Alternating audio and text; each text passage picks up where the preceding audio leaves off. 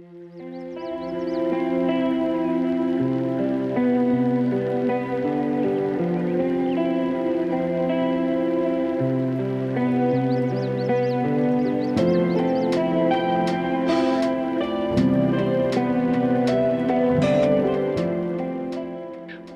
to our veterinary series. We're here with Manyara, who's one of our commercial team, to talk about locum agreements. Hi Steph, hi Victoria. Hi Manyara. So why is it important for vet practices to have an end date in their locum agreements? So under a locum agreement, you're performing as a contractor, providing services. So unlike a contract for employment, for example, which is generally continuous and ongoing, as a contractor, it's usually for a determined amount of time. So it's really key to ensure that's set out. Ideally, you'd want a start and an end date positioned within the agreement. Typically, it would automatically come to an end on either the completion of a certain job or certain services. However, ultimately, you want to make sure that's really clear and have a definitive end date. So, Manyara, as a practice, what termination provisions would be important in that locum agreement? As a practice, ultimately, you'd want to make sure that you've got termination for clauses within there.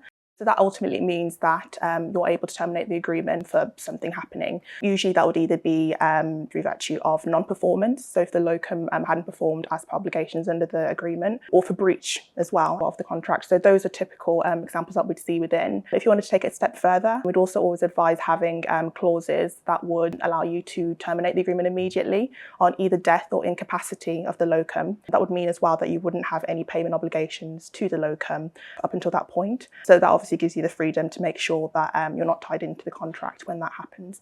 So turning that on its head and thinking about those termination provisions as a locum, what's important to me? As a locum, you'll ultimately want to have a clause that allows you to terminate for whatever reason. That's what we call a termination at will. So ultimately you can terminate for whatever reason by serving a certain amount of months' notice, and both parties can go away from the contract.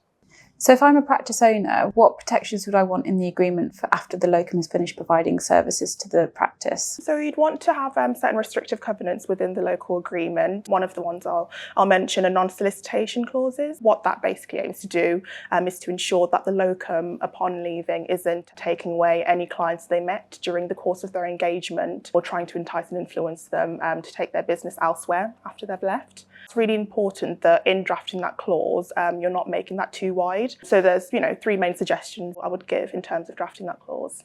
Firstly, you want to make sure that the non-solicitation clause isn't for too large amount of time. You want to make sure that it's within a specified time period. Secondly, you want to make sure that it's not spanning across too wide of a certain industry. And then thirdly, you want to make sure that it's not, again, spanning over too much of a large geographical area. Ultimately, what you want to make sure is that in the use of the non-solicitation clause, you're trying to demonstrate that it's for the legitimate interests of your practice and your business. So those are the key considerations.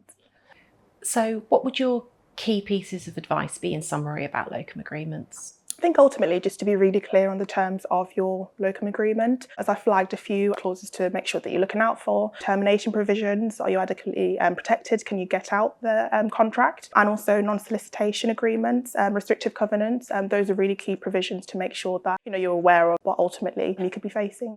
Just be really clear on your agreement. Many thanks, Manyara. Thank you, Steph. Thank you, Victoria. Thanks, Manyara.